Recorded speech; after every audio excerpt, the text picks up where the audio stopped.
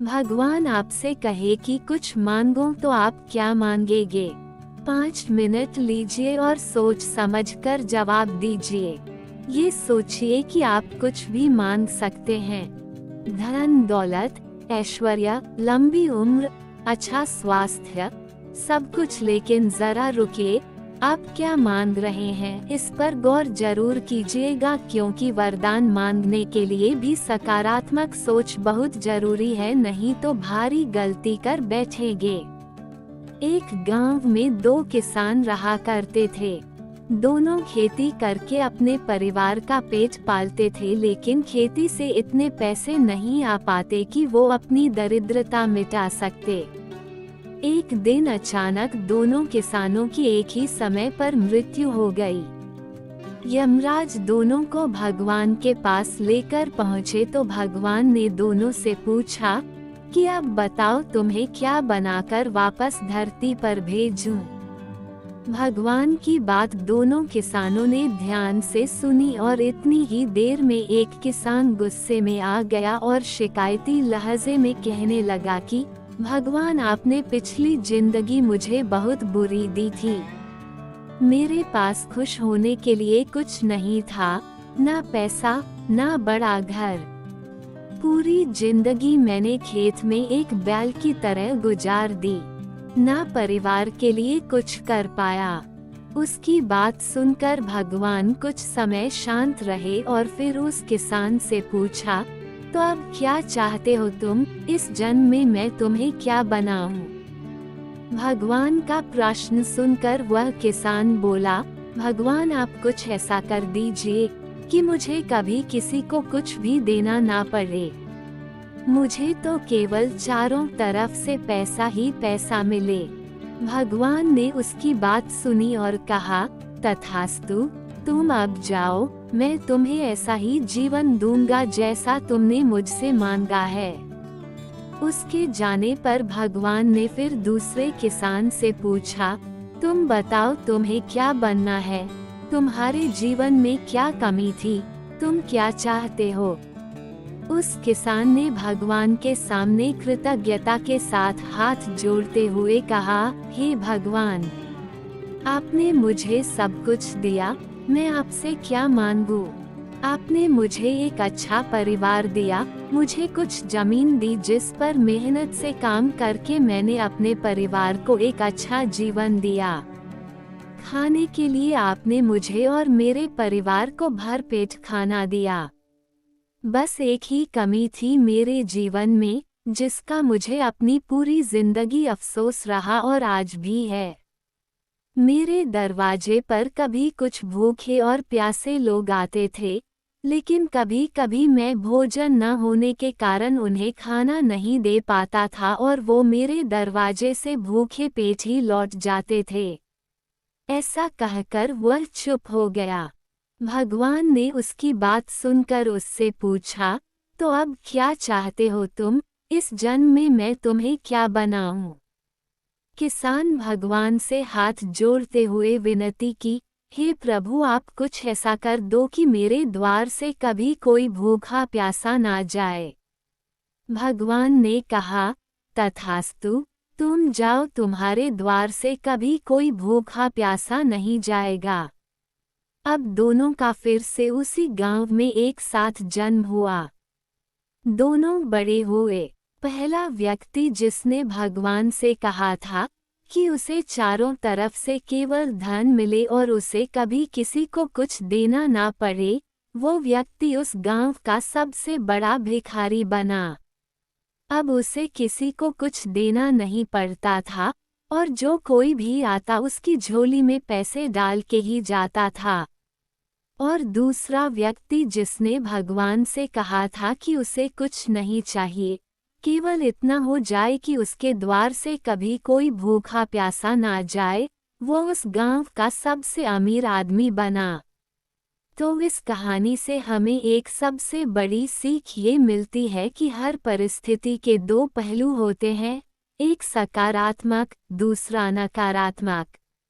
आप किस पहलू को पकड़कर जीवन भर चलते हैं, यह आप पर निर्भर करता है।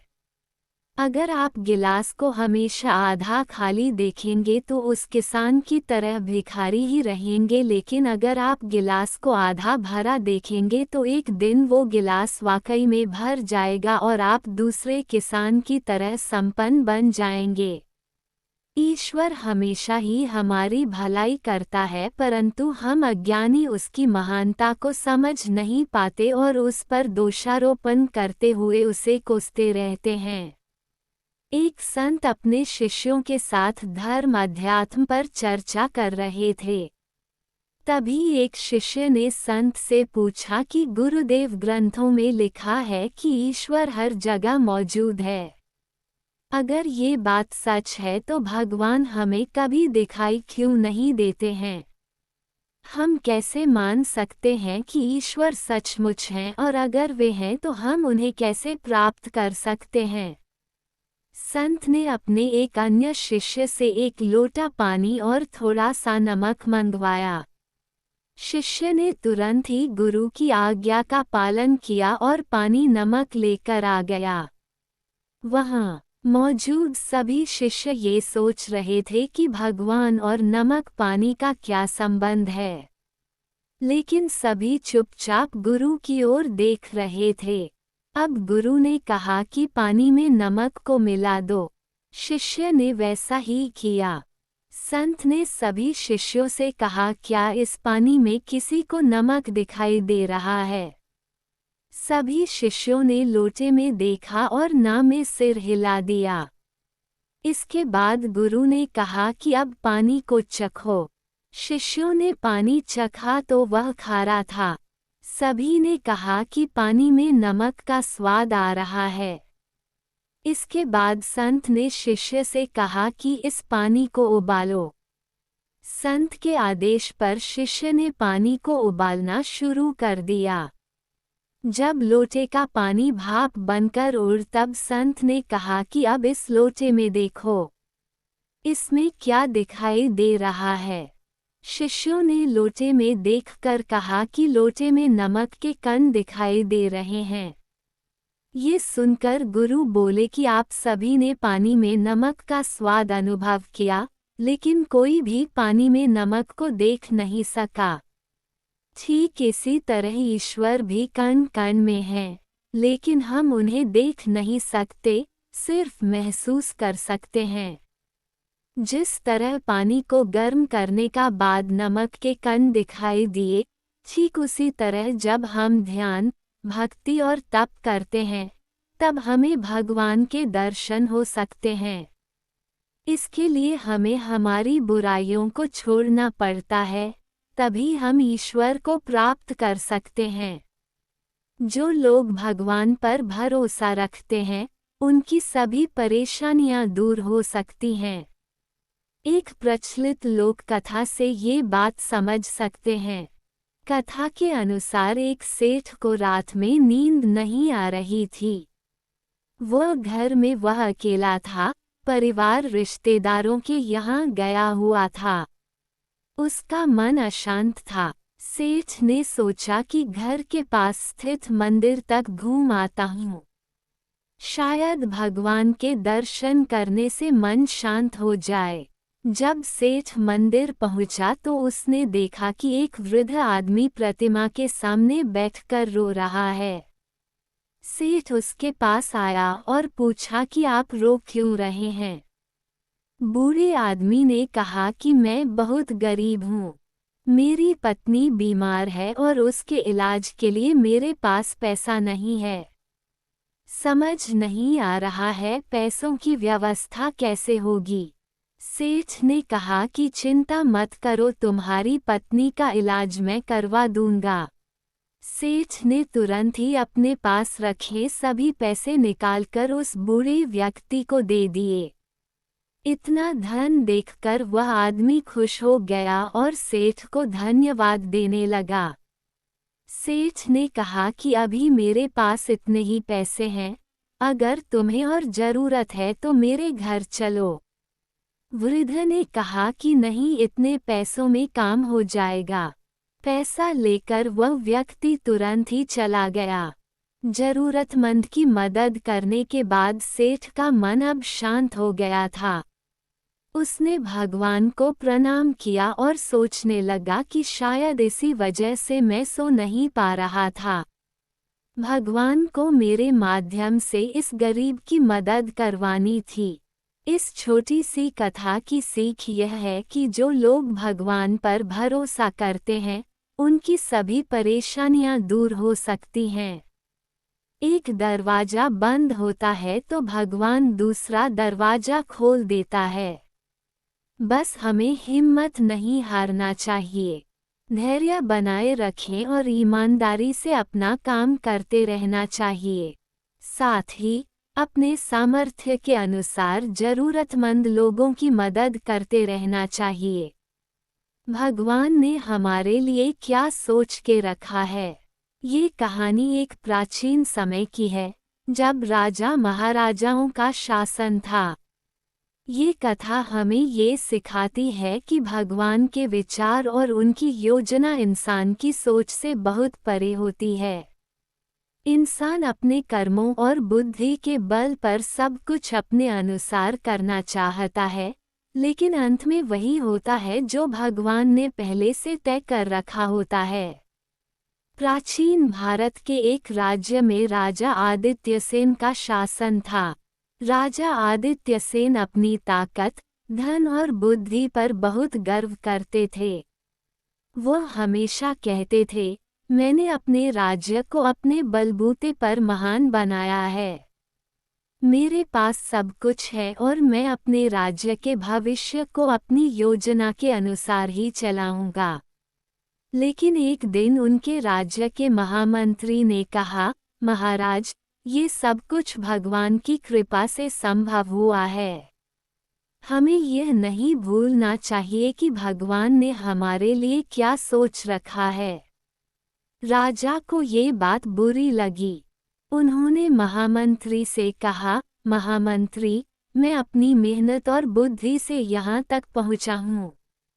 भगवान का इसमें कोई योगदान नहीं है। भविष्य भी मैं तय करूँगा। उसी रात राजा को एक अजीब स्वप्न आया।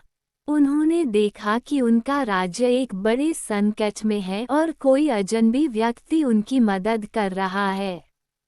सुबह उठते ही राजा चिंतित हो गए। उन्होंने अपने पुरोहित को बुलाया और स्वप्न का अर्थ पूछा। पुरोहित ने कहा, महाराज, ये भगवान का संकेत है। वह आपको ये समझाने की कोशिश कर रहे हैं कि भविष्य में वही होगा जो उन्होंने तय किया है। हमें यह मानकर चलना चाहिए कि भगवान की योजना हमेशा हमारे हित में होती है। राजा ने इस बात को नजरअंदाज कर दिया और कहा, मैं अपने राज्य का भविष्य खुद तय करूंगा। कुछ दिनों बाद एक निर्धन किसान राजमहल में आया। उसने राजा से मदद मांगी और कहा, महाराज, मेरे खेत सूख गए हैं, मेरी फसल नष्ट हो गई है। कृपया मुझे कुछ अनाज और धन दे ताकि मैं अपने परिवार का पालन पोषण कर सकूं। राजा ने किसान की मदद तो की, लेकिन उसके जाने के बाद कहा, भगवान ने तुम्हारे लिए यही सोचा था कि तुम निर्धन रहो। मैं तुम्हारी मदद कर रहा हूँ, लेकिन भगवान की योजना बदलने की कोशिश कर रहा हूँ। महामंत्री ने कहा, महाराज, यह आपकी दयालुता है, लेकिन भगवान की योजना को कोई नहीं बदल सकता। कुछ समय बाद पड़ोसी राज्य के राजा ने आदित्यसेन पर आक्रमण कर दिया। राजा आदित्यसेन ने अपनी पूरी सेना के साथ युद्ध किया, लेकिन उन्हें हार का सामना करना पड़ा। हार के बाद राजा को अपना राज्य छोड़कर जंगल में शरण लेनी पड़ी। जंगल में भटकते हुए राजा ने अपने पुराने जीवन और भगवान की योजना के बारे में सोचा। उन्हें महामंत्री की बात याद आई। उन्होंने खुद से कहा, शायद भगवान ने मेरे लिए यही सोचा था। जंगल में राजा की मुलाकात एक साधु से हुई। साधु ने राजा से पूछा, राजन, तुम इतने चिंतित क्यों हो? राजा ने अपनी पूरी कहानी सुनाई। साधु मुस्कुराए और बोले, भगवान की योजना हमेशा अद्भुत होती है। जो कुछ भी होता है वह हमारे भले के लिए होता है। आपको केवल धैर्य रखना है और भगवान पर भरोसा करना है। राजा ने साधु की बातों पर विश्वास किया और जंगल में ही एक साधु के रूप में जीवन बिताने का निर्णय लिया। कुछ वर्षों बाद पड़ोसी राज्य में महामारी फैल गई। उस समय के नए राजा ने आदित्यसेन को याद किया और उनसे मदद मांगी। राजा आदित्यसेन ने अपनी बुद्धि और अनुभव का उपयोग करके उस राज्य को महामारी से बचाया। तब लोगों ने राजा आदित्यसेन को फिर से अपना राजा बना लिया। उन्होंने भगवान का धन्यवाद किया और कहा, अब मुझे समझ आया कि भगवान ने मेरे लिए क्या सोच रखा था। मेरी हार और वनवास केवल मेरी शिक्षा के लिए थे। भगवान की योजना हमेशा सर्वोत्तम होती है। ये कहानी हमें ये सिखाती है कि चाहे हमारी योजना कितनी भी महान क्यों न हो, भगवान की योजना उससे भी बड़ी और उत्तम होती है। हमें अपने कर्म करते रहना चाहिए और भगवान पर भरोसा रखना चाहिए। Please like, share and subscribe my channel. Thank you.